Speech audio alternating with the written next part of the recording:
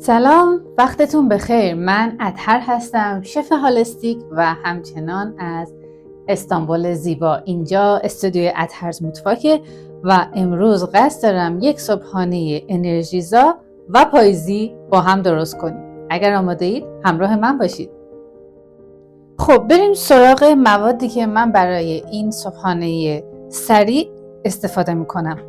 یولاف ازمسی داریم که یا همون جو 2 سرپرک میتونه باشه برای شما. شیر استفاده میکنم، ترکیب جادویی به و زنجبیل تازه، عسل، پودر دارچین و هل.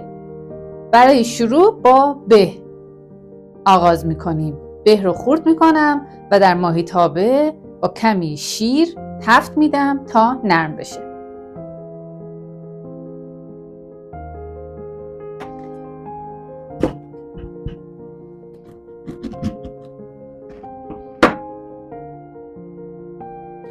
فوق‌العاده است. خب من برای این صبحانه سریع و تقریبا میشه گفت یک نفر ترجیحاً نصف به هم استفاده نخواهم کرد. یه قسمت از این رو برمیدارم. میدونید که تخم به هم جداگانه استفاده داره. خب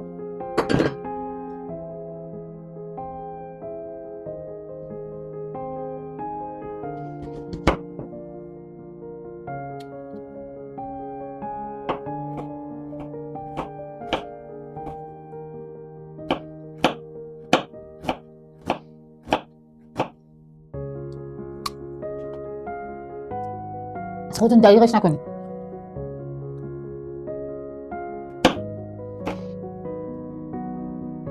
برش رو سلیقه شماست، هیچ تکنیک و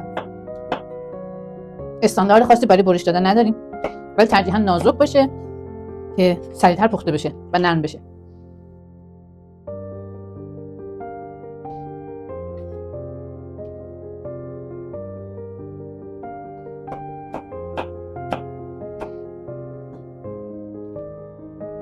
خب بقیه بهمون رو باهاش کارهای بهتر میشیم انجام بدیم. هنوز داستانمون با به پایان نرسیده.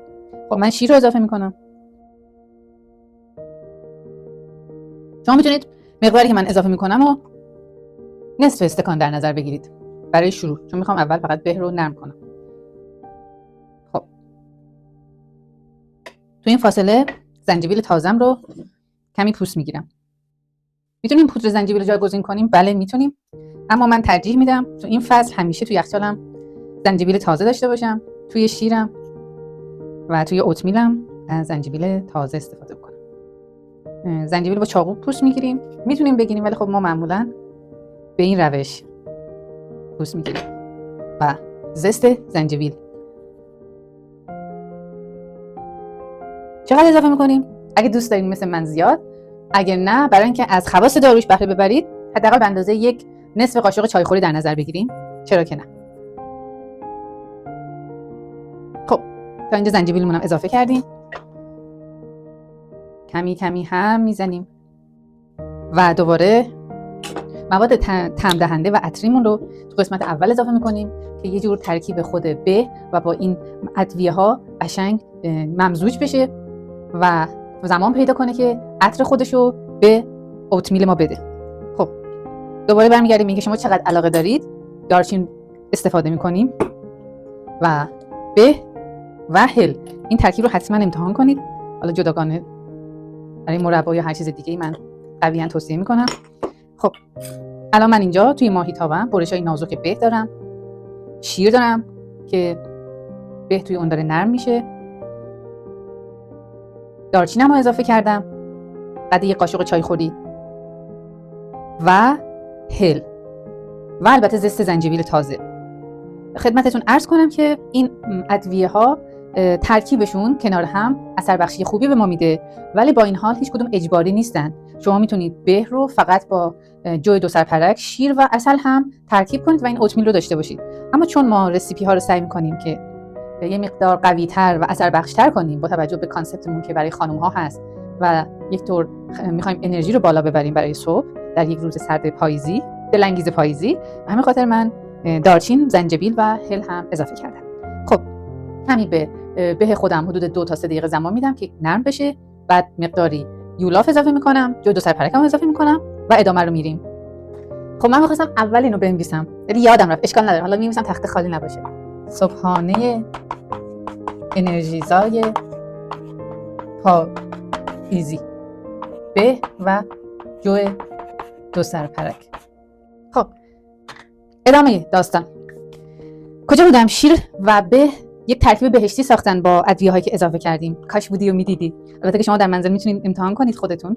مثلا قصدمون هم همینه که تشویقتون کنیم که برای خودتون این به قولی مجال و وقت رو بذارید و به خودتون این به قولی معجون ارزشمند رو هدیه بدید. خب من گفتم یک نفر دیگه. خب مثلا برای یک نفر به نظر من 3 قاشق 4 قاشق غذاخوری برای صبحانه کافی. حالا اگر شما از جمله دوستانی نیستید که کاسه‌ای ترجیح میدید، بعدی که من اضافه کردم میتونید اضافه کنین، وگرنه که بیشتر اضافه میکنید. یک چیزی کاملا به سبک خودتون برمیگرده. شما یکی صبحانه 3 تا تخم مرغ آبپز میخوره تا ساعت 2 بعد از ظهر که مثلا نهار بخوره، یکی صبحانه یه دونه تخم مرغ میخوره و کاملا شخصیه و همه هم و غم من به عنوان یک شف هالستیک جا انداختن این مطلبه که همه رسیپی‌ها برای همه کار نمیکنن. هر رسیپی رو ما با توجه به طبع و خصوصیات فردی خودمون لازمه که شخصی سازی کنیم. اما اینجا هستیم که کمک کنیم شما با خودتون و خصوصیات خودتون آشناتر بشید که بتونید این رسیپی‌ها رو برای خودتون به قولی شخصی سازیشو انجام بدید. خب من یولافمو اضافه کردم و یک عطر خیلی دلانگیزی فضای ما رو گرفته. ترجیح میدم کمی بیشتر شیر اضافه کنم. خب تا الان میشه گفتش که من 1/2 پیمانه توی سسپن خودم یا توی این ماهیتابه هایی که معمولا مامانا توشون تخم مرغ آبپز آماده میکردن برای صبحانه ما شیر دارم. چیز دیگه اضافه نمیشه غیر از عسل. من این هم زدن رو ادامه میدم تا قشنگ جو دو سر پرک هم نرم میشه. به هم که یه قسمت نرم شدنش رو جدا با شیر انجام دادیم، دوباره کنار جو دو سر پرک بیشتر پخته میشه و نرم میشه و فقط کافی که عسلمو اضافه کنم. اگر شما دوست دارید گردوی خرد شده خشکبار دیگه میتونید اضافه کنید، اما به نظر من به خاطر اینکه خود به ترکیب خیلی سبکی نیست و عطر قشنگی داره دیگه لازم ندیدم به قولی نمیدونم گردوی خرد شده یا کشمش خشک یا چیزای دیگه اضافه کنم. اما شما به قولی up to you، به انتخاب خودتون میتونید کمش کنید یا زیادش کنید. ما اینجا فقط بیس کار رو با هم انجام میدیم. خب عسل رو من ترجیح میدم که در حد 1 قاشق باشه، چون برای صبح خیلی چیز شیرین دوست ندارم. و اینکه خود به نظر من کنار زنجبیل و دارچین یک طعم خوبی داره، خیلی احتیاج نداره که شیرین بشه. کلا موافق خیلی شیرینی در اول صبح نیستم، اونم البته دلایل خودشو داره. خب کار ما میشه گفت تقریبا اینجا با ترکیباتمون به پایان رسیده. کمی بهش زمان میدین در حد 5 دقیقه که این باز بشه و عطرش بیشتر پخش بشه.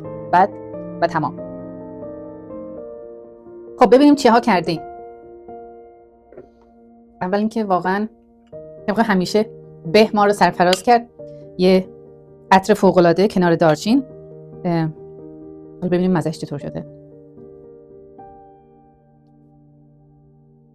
من یه مقدار به رو زودتر خاموش کردم برای اینکه ترکیب یه خورده سفتی و اون تکسچری که تو دهنم احساس میکنم رو از به ترجیح میدم. خدا رو شکر هنوز در سنی هستیم که دندونامون کار کنه.